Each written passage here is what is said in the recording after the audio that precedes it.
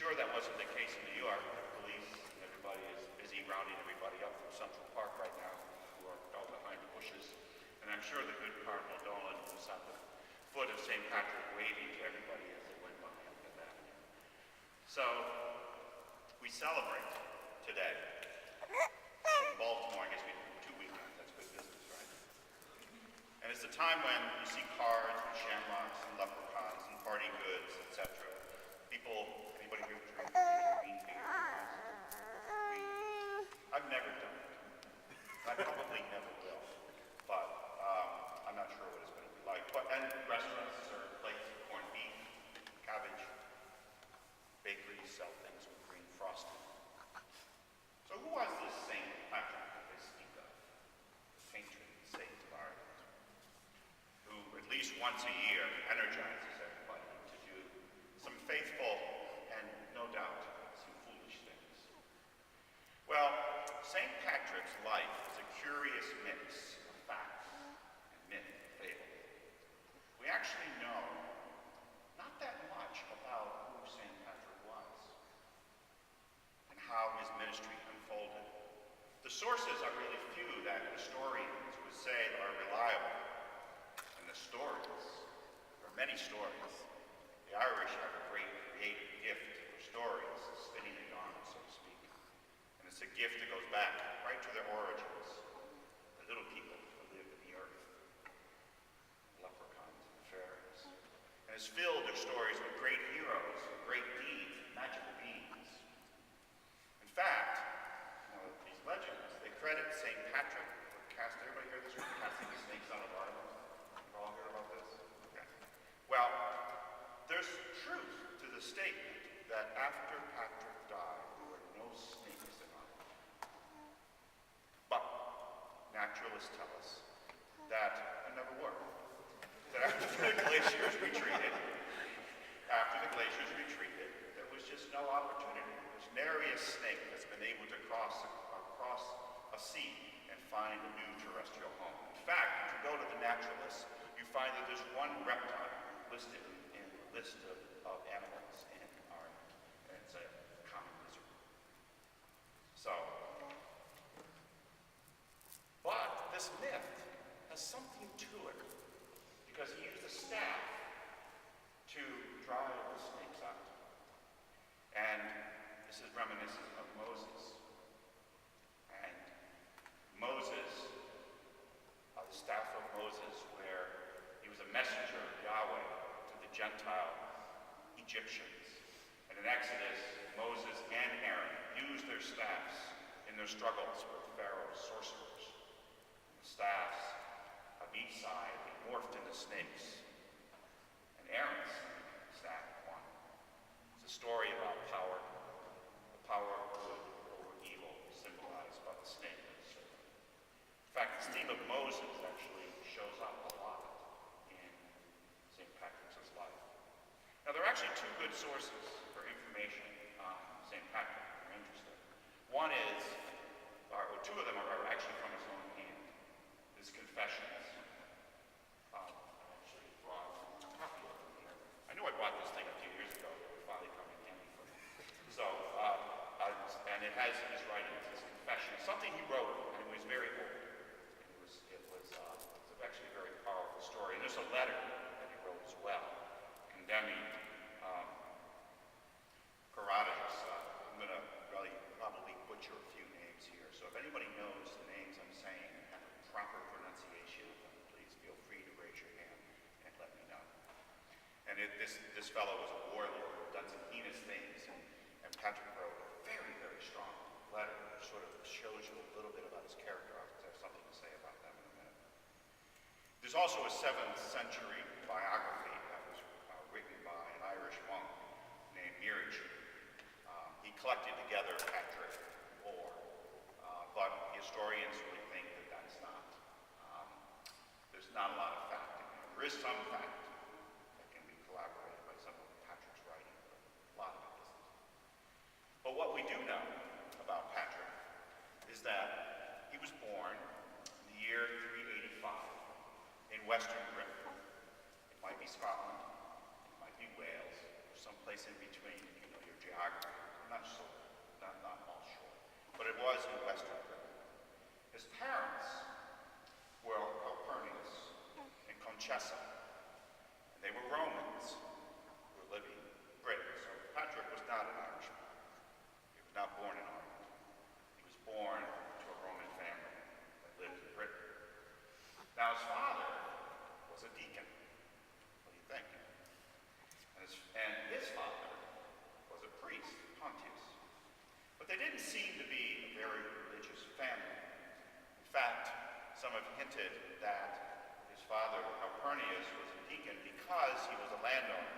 And if you're a landowner and you became a deacon, you got to cut a break on taxes, which I've got to sort of investigate a little bit more. So that's for another time. And it's been suggested that his mother, Conchessa, was a relative or some relation to the great patron of Gaul, Mark Antonius. But it is also known, not much known about his childhood, nothing. But in his 16th year, he was carried off to captivity to Ireland by Irish marauders. And he was sold as a slave to a chieftain who lived in sort of the northern part of Ireland. His name was Mirchu, in the area of the County of Antrim, which is in northern Ireland. And what he had to do for 6 years was he tended his master's flocks near what is called the Wood of Falkland. Now, during that time, in seclusion, he acquired deep thirst for God. This is something that developed him. Apparently, he wasn't nurtured while he was a young boy. 6 years into his captivity, he received a vision, telling him first that he would soon go home, and then that his ship was ready. He then fled his master, traveled to a port, so it was some 200 miles away, and after some haggling with the captain, he found the ship, and it took him out to sea, where he traveled for 3 days, then arriving at land. Now here the stories of Patrick get a little fuzzy. Some say that after some adventures, he quickly returned to his family, that he went to Britain for those 3 days' journey. Well, it doesn't take 3 days to cross from Ireland to Britain. It takes probably a day's journey at best. So some have thought that he actually traveled to Gaul, to France. And the 3-day journey kind of makes sense with that. And when Patrick recalls this journey that he took in Gaul, in Confessions, he mentions that with his companions, he spent 28 days in the desert.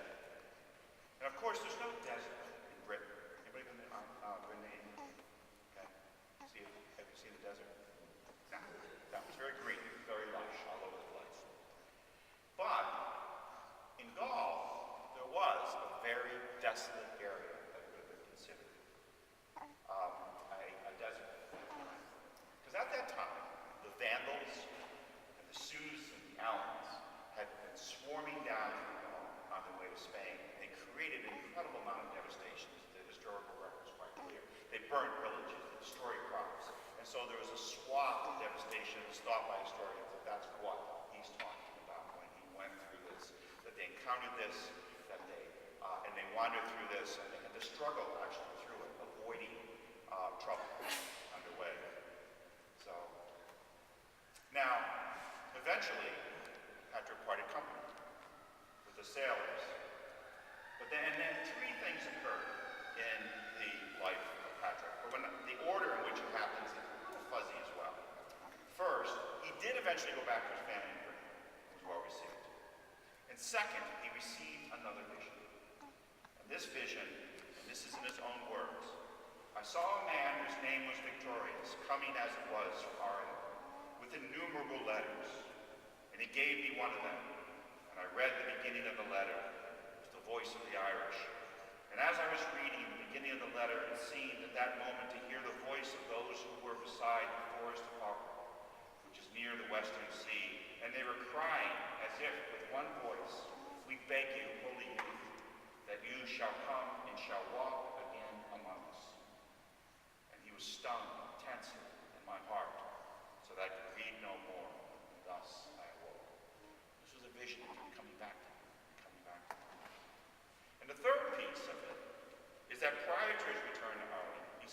considerable time in Gaul, France. It was there that he really formed himself for his journey. Some think he ended up there after his little desert visit. Some feel that he went to Britain with his family and then went to Gaul to study after he had his vision. The interesting thing is that he probably found his way to the Isles of Larry. Now, these are tiny islands that are up the coast of what we now know as Cannes Film Festival. Yeah. There's tiny islands, and they developed at that time as major monastic centers. John Cassian, that monastic from Egypt, referred to them as immense. It was there that Patrick, no doubt, became infused with monasticism. And he rubbed his shoulders with Hilary of Ayres and Eusebius the hermit. And while Patrick's destiny was always to be in the world, no doubt monasticism, that quiet relationship with God, was something that touched his heart deeply. And we know that after Patrick's death, that monasteries flourished in Ireland. Now, Patrick also studied in another center called Auxerre, I'm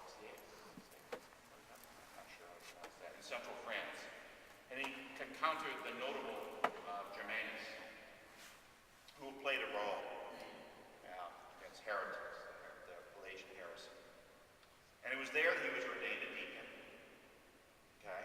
And then he stayed there for a number of years before it was then traveled to Ireland. It was about that time that there was an interest in evangelizing outside of the boundaries of the Roman Empire. It's not something that had been done. Now, Patrick in Ireland was being spoken about. Now, Patrick thought that this would be his chance, but instead, just like a lot of times we think things are going to fall into place for us, Pope Soloski selected another deacon named Palladius and consecrated him a bishop. He was a deacon to bishop. Okay, that's cool. What do you think, Father Carlos? I don't think I have a chance. So, and they consecrated him bishop, and he, not Patrick, headed to Ireland. So Patrick was not the first bishop to go to Ireland, unfortunately. In fact, Patrick wasn't even the first Christian to go to Ireland. Ireland was not sort of off the map. It was on the map. It wasn't part of the empire. It was sort of a little bit off the grid. But, even from the time of the Phoenicians,